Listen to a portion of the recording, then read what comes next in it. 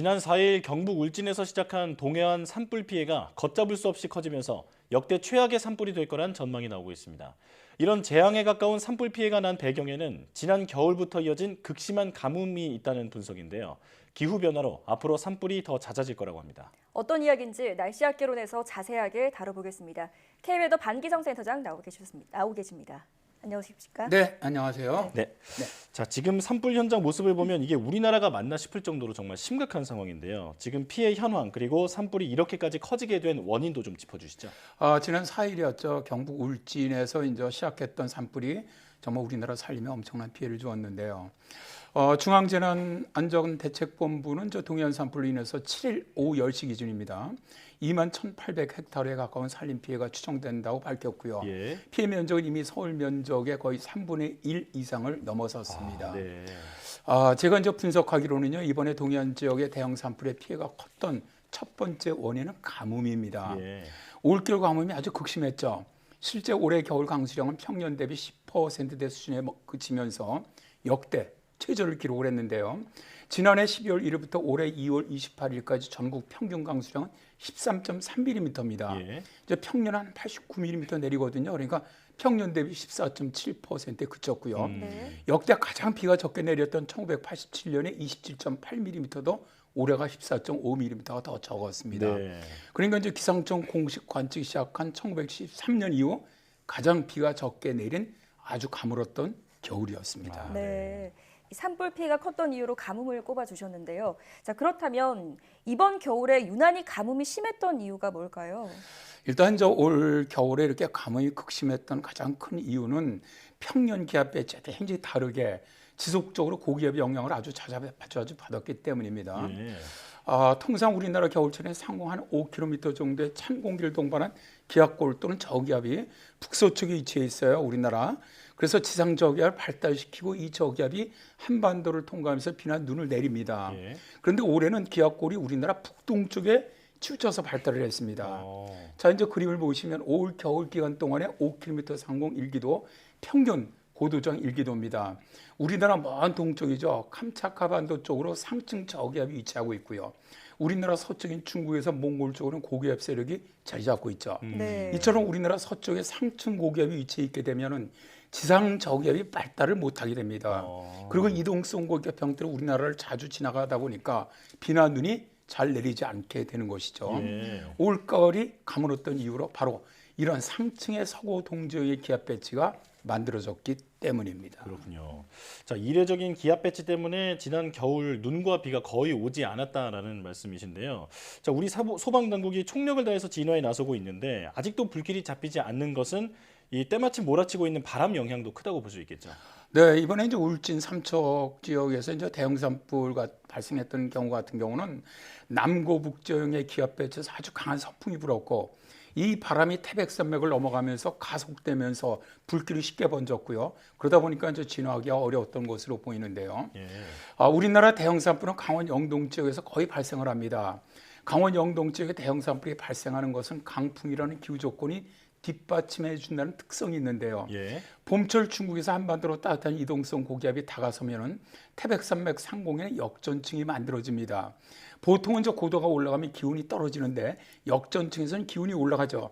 그럼 이런 조건에서는 남고 북저 형태의 기압계가 만들어지면서 서풍이 불게 되는데요. 예. 네. 그런데 서풍은 산맥의 역전층과 산맥 상등성이 사이를 통과하게 됩니다. 그러다 보니까 이 과정에서 공기가 압축되면서 공기 흐름이 급격하게 빨라지게 됩니다. 예. 오히려 이제 우리가 물리학에서 베르누이 정리라고 부르는 건데요. 이 바람을 양간지풍이라고 부르는데요.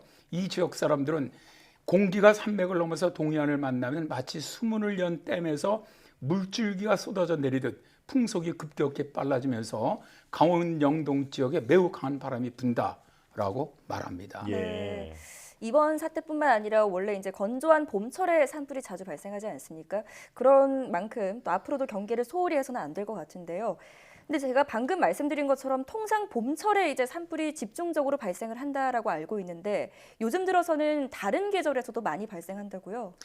아무래도 이제 연중에서 가장 건조한 달이 3월과 4월입니다. 네. 또 바람도 연중 3월, 4월이 가장 강해요. 네. 그러니까 뭐 봄철에 대형 산불이 많이 발생할 가능성은 큽니다. 뭐 실제로 우리나라에서 발생하는 산불 같은 경우는 주로 건조한 3, 4월에 집중되고 있는데요. 산림청에 의하면 2020년 전국에서 일어난 산불이 620건인데 이 중에 355건이 3월, 4월에 집중되었습니다. 그런데 이제 문제가 뭐냐면 말씀하신 것처럼 최근에는 5월에도 대형 산불이 발생하고 있다는 것이죠. 예. 실제 기후변화로 인해서 봄철에 집중하던 산불이 다른 계절로 옮겨가고 있다. 이게 이제 올해 1월 6일에 국립산림과학원이 밝혔는데요. 예. 산림과학원은 온도가 산불 발생에 큰 영향을 미치는 것으로 분석을 했습니다. 네. 기온이 1.5도 상승하면 산불 기상지수는 8.6%가 오르고요. 2도가 올라가면 13.5% 상승하는 것으로 나타났다고 해요. 그러니까 1년 중 5월에 발생한 산불 비율은 1990년대는 6%, 2000년대는 7% 수준에 불과했는데 2010년대로 접어들면서 10%로 높아졌고요. 2019년엔 전체 산불 중 15%가 5월에 발생을 했습니다. 네. 특히 5월에도 100헥타르 이상의 산림이 불타는 대형 산불이 2017년 5월에 2건, 2020년 5월에 1건 각각 발생하는 등 5월에도 대형 산불이 발생하고 있다는 것이죠. 예. 이렇게 5월에도 산불이 늘어나고 있는 이유는 지구온난화에 따른 기후변화가 가장 큰 원인이라고 산림과학원은 밝히고 있습니다. 기후변화로 서태평양 지역의 해수온도가 상승하면서 동아시아 지역의 5월 기온이 올라가고 이로 인해서 만들어진 따뜻한 공기가 산불의 핵심 요인으로 지목되고 있는 산림 내 낙엽의 건조를 촉진시키기 때문이라는 분석입니다. 그렇군요. 자, 이러다 1년 내내 산불이 나는 건 아닐까 걱정되는데요. 그런데 이런 추세가 우리나라에만 해당되는 건 아니겠죠? 그렇습니다. 작년에 뭐 정말 전 세계적으로 대형 산불이 줄을 이었었지 않습니까? 그 원인은 기후변화가 지목이 되고 있습니다. 가장 극심했던 산불로는 미국 서부와 캐나다 서부 지역에서 발생했던 산불이 있는데요. 미국 역사상 가장 큰 피해를 주었던 산불이었고요. 그리고 이제 북극권의 동시베리아 지역의 대형 산불도 아주 정말 심각했었습니다. 예. 또한 남유럽 벨트를 잇는 스페인, 이탈리아, 그리스, 터키, 그다음에 북아프리카 지역도 산불로 인한 아주 큰 피해를 입었었죠.